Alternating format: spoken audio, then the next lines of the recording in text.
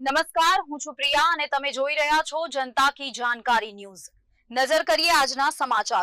દિવ્યાંગ વિદ્યાર્થીઓએ અંધજન મંડળ કેસીઆરસી ભુજ ખાતે 26મી જાન્યુઆરી પ્રજાસત્તાક દિવસની ઉજવણી કરવામાં આવી, જેમાં મુખ્ય મહેમાન શ્રી વાલજીભાઈ વાગજિયાણી અને તેમના ધર્મપત્ની તથા સંસ્થાના મેનેજર શ્રી અરવિંદસિંહ ગોહિલ, સંસ્થાનો દરેક સ્ટાફ, વિશિષ્ટ વિદ્યાર્થીઓ, શિક્ષકો અને વાલીઓ ઉપસ્થિત રહ્યા હતા।